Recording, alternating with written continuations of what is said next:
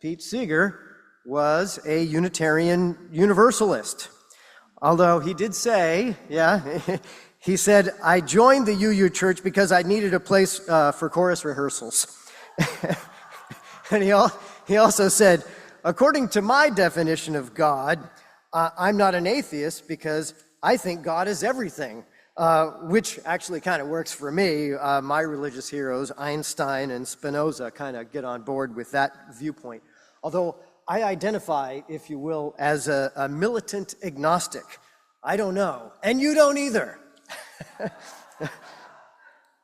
Regardless, I have tremendous admiration for the UU Church. And here's one reason. March 7, 1965, millions watched on TV as state troopers brutally beat civil rights marchers on Edmund Pettus Bridge. And Martin Luther King called clergy nationwide to join in support.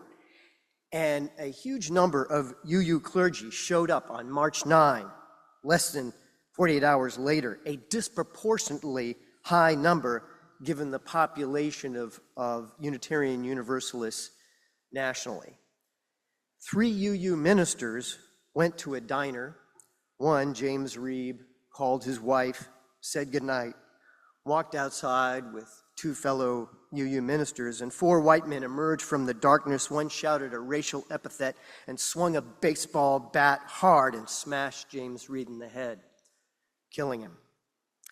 After this horrible, horrible news, even more Unitarian Universalists poured in from all over the country in support of the civil rights movement. Unitarian Universalists earn a reputation for courage, for leadership when it counts. Unitarian Universalists were the first Christian denomination to recognize women clergy, first to oppose LGBTQ discrimination. They and you are a heritage that is truly a guiding light for all people who care about decency and justice everywhere. Now, something about the injustice of race and gender and sexual orientation, it's vivid, it's intimate, it's personal. When, however, the ultra-wealthy and authoritarians combine to capture our government, it's less vivid, it's harder to grasp it in our daily life, but it is just as malicious. An economic analyst recently concluded American wealth distribution today is like 1300s Europe. Remember the 1300s from history class, feudal lords, peasants. True, we've got running water, we've got TVs, we've got smartphones, but how long will we have our freedom? 19 families own more wealth than the bottom 40% of Americans. The bottom 40% make less than $50,000 per year per household, most less than $30,000, many of them sick and disabled. The top 1% of households own as much as the bottom 90% of Americans. Most of the top 1% inherited hundreds of thousands of dollars. FDR, JFK, Trump, all of them inherited. But only Trump claimed he was a genius businessman, when in fact, he's both incompetent and crooked. Trump tricked young people into paying Trump University tuition, except there never was a Trump University. He'd scammed them. The only time Trump really made money was when a TV show made him look like he was a smart businessman. Most of the top 1% inherited significant money. Many have not innovated or invented anything. Now, there's no shame at all in inheriting, unless you pretend you're a genius or better than others because of it. Under Trump's 2025 tax cut law, the top 0.1% gain an average of $290,000 per year. 80% of Trump's tax cuts go to the top 10%. The bottom 10% on average lose $1,600 a year, plus slashes to Medicaid, food stamps, Obamacare. Contrast with FDR through JFK, the highest marginal income tax rate for the wealthiest was never lower than 70%. Under Trump, it is half that. In today's dollars, JFK's inheritance tax kicked in at about $627,000. Not bad, $627,000 inherited tax-free. Trump made it so the first $15 million of inheritance is tax-free, and that doesn't even count the additional tax loopholes that makes it so one can escape taxes even on money above $15 million. Under JFK, 28.5% of Americans were union members. Now it's 1/3 that. Less than 10% of Americans are union strong. Remember LePage, Maine's Trump? He cut income and estate taxes, handing millions annually to the wealthiest, paid for by regressive taxes hitting workers hardest. Maine Democrats condemned those tax cuts. Unethical, horrendous. 7 years later, those tax cuts still on the books. Act globally, act locally, find out what's going on and change it. Nepo baby Trump, incompetent businessman, has gained about $3 billion in graft since Election Day. Now, Nixon, he cheated on taxes, committed some non-financial crimes, but no president ever gobbled graft like Trump. Billionaire Peter Thiel states, quote, "I no longer believe that freedom and democracy are compatible," arguing freedom best exists in a society controlled by elite innovator monopolists like Peter Thiel, and this is according to Peter Thiel. Thiel's data mining company thrives on Trump's government contracts, mass surveillance of Americans, facilitating ICE raids. Trump handed Thiel's company $1.4 billion in defense and other contracts. Trump placed over a dozen of Thiel's team into key government jobs. Thiel's company's stock soared 200%. Billionaire Mark Andreessen says, quote, "Democracy is never actually a thing," close quote. Thiel and Andreessen seek to replace FDR's regulated financial system with a crypto system that they own. A drug enforcement analysis estimated up to 90% of Bitcoin transactions were used to facilitate illicit activity, drug sales, blackmail, ransomware, and illegal porn. Binance CEO Changpeng Zhao was in prison. His firm fined $4 billion for profiting from countless crimes, helping ransomware hackers, handling child abuse site payments, money laundering for the Islamic State, Al-Qaeda, North Korea. Trump pardoned him. Crypto was Trump's dominant 2024 corporate donor. The Consumer Financial Protection Bureau and the SEC investigated crypto scams, both halted by Trump. Trump pardoned crypto criminals who allowed terrorists to funnel money. Funny, the company gave Trump big money. And it's not just crypto. Amazon, Apple, Google, Microsoft, Lockheed Martin, energy giants, and more crypto all handed Trump money for his giant ballroom. Why go after flagrant, dangerous crypto crimes when Trump can use the Justice Department to target political enemies who dared to tell the truth about Trump?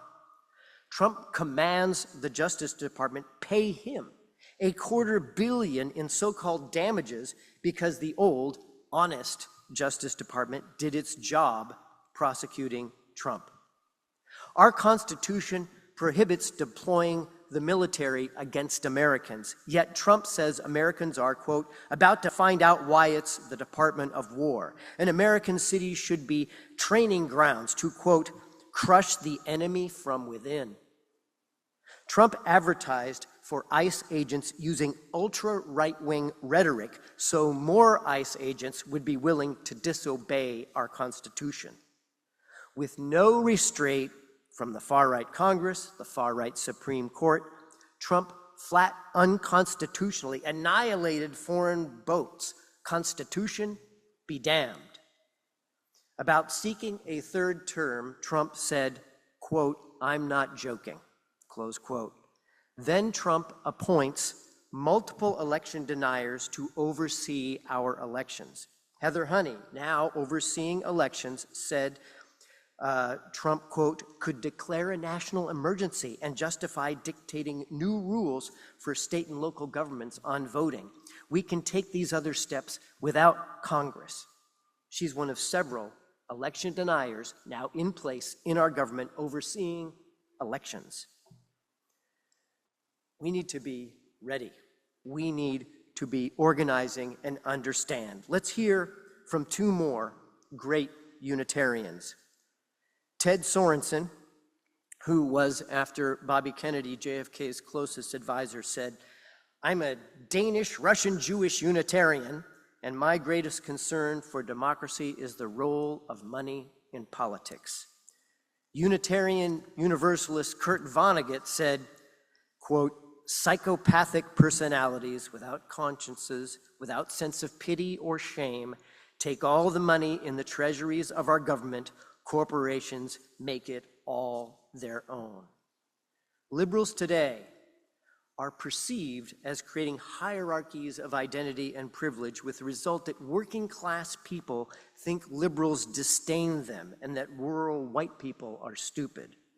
Under Roosevelt, Truman, Kennedy, pocketbook kitchen table issues were moral issues, where liberals were trusted most on housing, on minimum wage, on unions, on tax policies that are fair for working people. We must demonstrate by our actions that the rich will pay their fair share and working people are a top priority. But the hour is late, with criminals and billionaires literally owning our government. No Kings last weekend was a wonderful event, fun, and not enough. We must take action, celebratory action, but firm action, everyday action, an alliance of working people before Trump consolidates the dictatorship that he seeks. Throughout our history, brave Americans has stood up for our ideals in the darkest of times. Our democracy faces its greatest internal threat since the Civil War. Now is our time to prove ourselves. Our courage, our strength, our optimism must be daily, must be brave, and must be joyful. Here are steps that we must take now. 1, protest with friends. Invite your neighbors, people you don't know, to have fun protecting democracy now. 2, color our city with posters and celebrations of civil liberties. 3, subscribe to professional journalism, avoid rumors, check sources. 4, your church, this church, other social groups can create your own innovative, entertaining ways to peacefully protest and regularly protest. I saw it the other day, and I like the giant inflatable dinosaurs, whatever you can do to mock the oligarchs.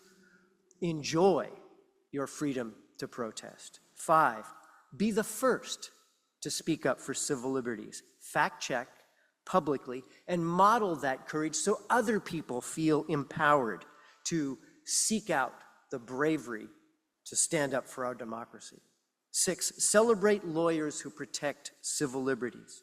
7, contribute as much to civil liberties as you spend on entertainment. 8, get involved every day, because now, more than ever, democracy depends on us.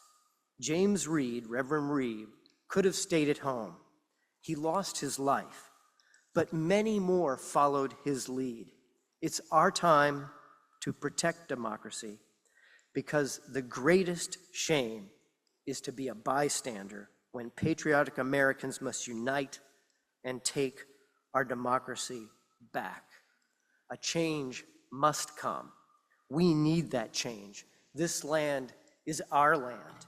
You know, in 1968, someone went to Robert Kennedy when he was running for president and said, "I think this land is your land, should be our national anthem." And Bobby Kennedy said, "Yeah, I'll do it when I'm elected." We need to live that out. We need to live out those ideals. Other people have lost their lives, but we standing together are what's standing between us and dictatorship. We have to look at it for real. There has never been a time like this before in American history. We had the Confederates attack our Union militarily, and Lincoln and our Union Army stood up to them. But since then, there has been nothing like this that is so flagrant an attack on the very nature of what is great about this country. So I'm asking you to talk here in this congregation and among your friends, your neighbors, your family. Now is the time to act, because I submit to you that Donald Trump is not kidding about that third term, so we can't be kidding that we will protect democracy. Thank you.